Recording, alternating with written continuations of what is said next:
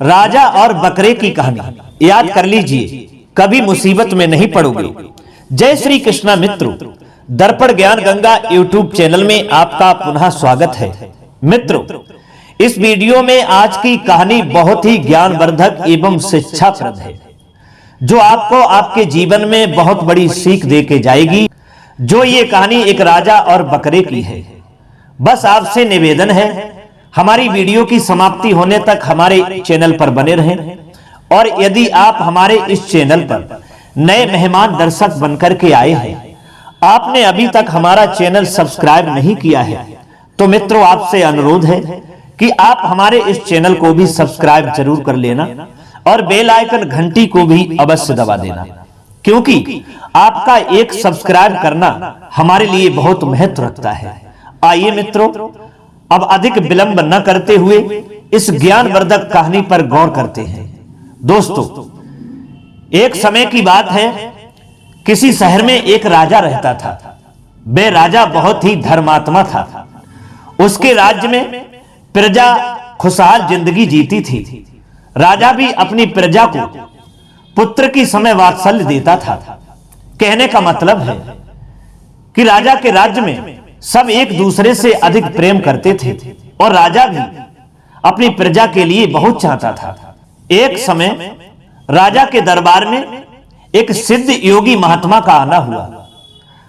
उन महात्मा जी ने द्वारपाल से कहा, भाई, हम तुम्हारे राजा से मिलना चाहते हैं, आप हमारे बारे में जाकर के अपने राजा से कहो।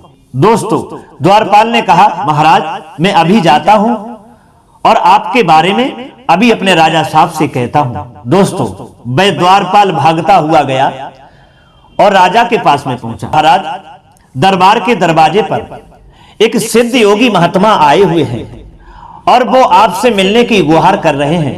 अगर आपकी आज्ञा हो तो महाराज को अंदर दरबार में ले आऊं। राजा ने जब ये सुना कि हमारे दरबार में कोई सिद्ध योगी संत आना चाहते हैं, तो राजा बहुत ही प्रसन्न हो गए। राजा कहने लगे, द्वारपाल, तुरंत जाइए और उन सिद्ध योगी महात्मा के लिए सम्मान सहित दरबार में लेकर के आइए। दोस्तों, वह द्वारपाल भागता हुआ गया और जाकर के महात्मा जी के लिए प्रणाम किया और कहा, महाराज, आप आदर सहित हमारे दरबार में राजा के यहां चलिए। दोस्तों, वो द्वारपाल उन महात्मा जी को लेकर के राजा के पास में पहुंचा। राजा ने उठ करके उन महात्मा जी के लिए प्रणाम किया, आदर सत्कार किया, और उसके बाद में अच्छे से आसन पे उन महात्मा जी के लिए राजा ने बैठा लिया और कहने लगे, राजा, महाराज, क्या मैं आपकी सेवा कर सकता हूं? दोस्तों, महात्मा जी ने कहा, हे राजन, हमें भूख लगी है और भूख हमें अधिक परेशान कर रही है। हम आपके यहां भोजन करना चाहते हैं, और उसके बदले में हम आपको एक ऐसी शक्ति देकर के जाएंगे जिस शक्ति को आपने कभी सपने में भी नहीं सोचा होगा। ये सुनकर के राजा बहुत ही प्रसन्न हुआ। उसने बहुत ही सुंदर व्यंजन बनवाए और उसके बाद में उन सिद्ध योगी महात्मा के लिए राजा ने भोजन कराया। भोजन करने के बाद महात्मा जी कहने लगे, राजन, अब मैं चलना चाहता हूं, और चलने से पहले हम आपको एक ऐसी चमत्कारी शक्ति देकर के जा रहा हूं। राजा हाथ जोड़ करके खड़ा हुआ था, कहने लगा, महाराज, क्या हमें शक्ति देकर के जा रहे हैं? तो महात्मा जी कहने लगे, हे राजन, आज के बाद तुम सबसे छोटे जीव जंतुओं की भाषा को समझ सकोगे। जैसे चींटी है, आदि तरह के जो चींटी तरह के जो जीव होते हैं, वही जीवों की भाषा को तुम अच्छी तरह से समझ सकोगे। लेकिन हम तुम्हें एक चेतावनी देके जाते हैं, अगर इस चमत्कारी शक्ति के बारे में तुमने दूसरे को बता दिया तो तुम्हारी मृत्यु हो जाएगी। दोस्तों, राजा ने कहा, महाराज, जैसी आज्ञा आपकी। इतना कहने के बाद में वो महात्मा जी तो चले गए। राजा बहुत ही प्रसन्न था। एक दिन की बात है कि राजा शाम के समय अपनी रानी के साथ में भोजन कर रहे थे, क्योंकि राजा अपनी रानी के लिए बहुत प्रेम करता था। साथ ही साथ भोजन किया करते थे।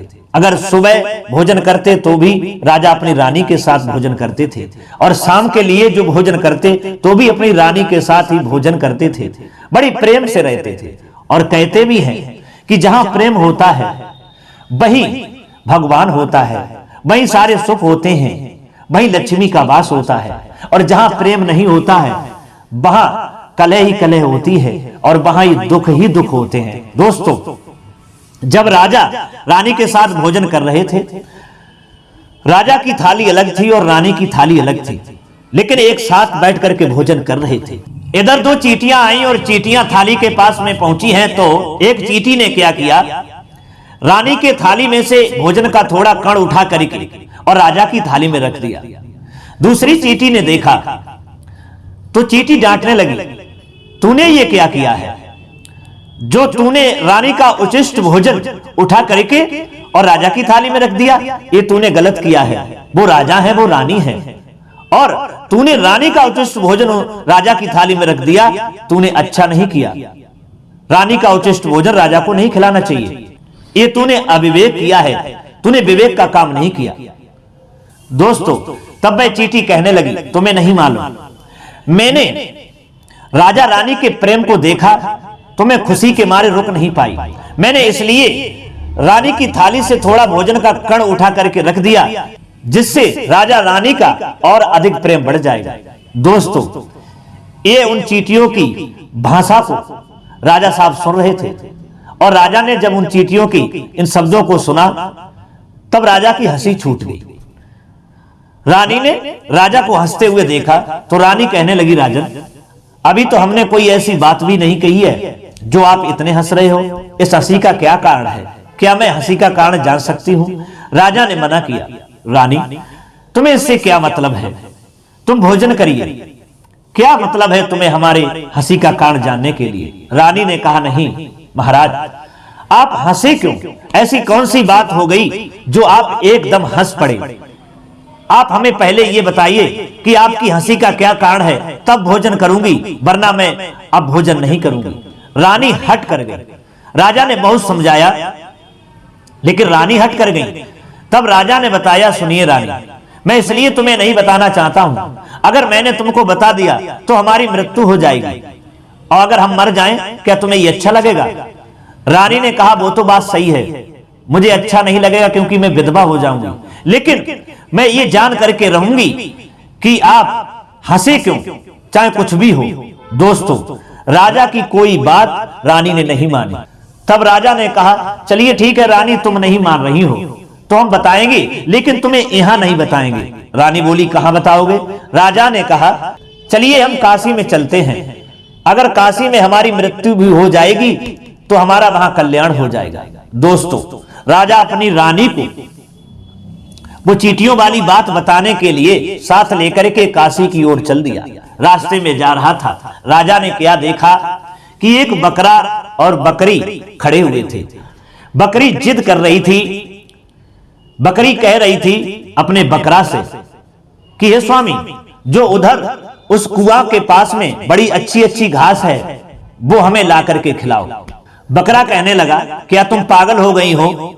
उस कुआं के पास में हम जाएंगे घास लेने के लिए, और अगर कहीं हमारा पैर फिसल गया तो हम कुआं में गिर जाएंगे, हमारी मौत हो जाएगी, और यदि मैं मर जाऊं तो तुम्हें ये अच्छा लगेगा?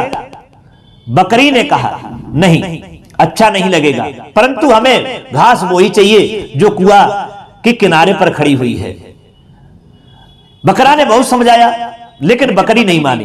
बकरी कहने लगी, तुम तो ये कहते थे कि हम तुम्हें बहुत चाहते हैं, अगर तुम कहो तो हम तुम्हें जान भी दे सकते हैं, और आप हमारे लिए घास नहीं ला सकते हो।